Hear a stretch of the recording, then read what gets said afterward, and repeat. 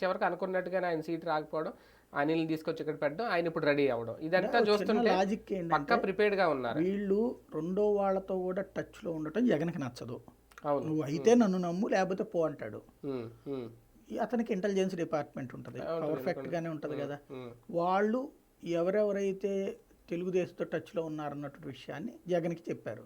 ఉమ్, జగన్ అట్లనే వెంటనే పిలిచేసి ఏంది నువ్వు తెలుగుదేశం టచ్లో ఉన్నావంట అని అనలేడు కదా.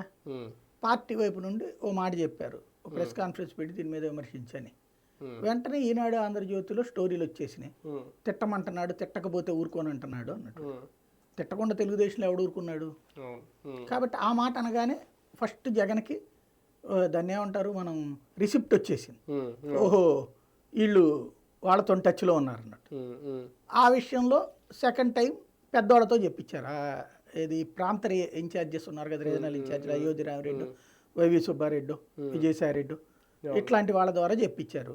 మీరు విమర్శించకపోతే ఎట్లాగా, మీరు తెలుగు అసలు లాయల్గా ఉన్నారా లేదా, పార్టీకి ఇష్టం ఉందా లేదా అది, ఉమ్, అంటే మన పార్టీ ఇష్టమే, కాకపోతే వాళ్ళని ఎందుకు విమర్శించాలి ఉమ్, అన్నారు. వాళ్ళని ఎందుకు విమర్శించాలంటే ప్రతిపక్షం అన్న తర్వాత వాళ్ళని విమర్శించకపోతే మనకి అపోజిషన్ ఉన్నప్పుడు ఉమ్. మనం విమర్శించకపోతే ఎట్లాగా, నువ్వు ఇంట్లో కూర్చుని వ్యవహారం కాదు కదా, ఇది రాజకీయం ఇది, రాజకీయం అంటే రాజకీయం రాజకీయమే అంటే చేయాలి. చెయ్యాలి కదా ఉమ్, అంటే అది మేము చేయలేమన్నారు. ఉమ్, ఉమ్, అప్పుడు జగన్కి వెళ్ళిపోయింది.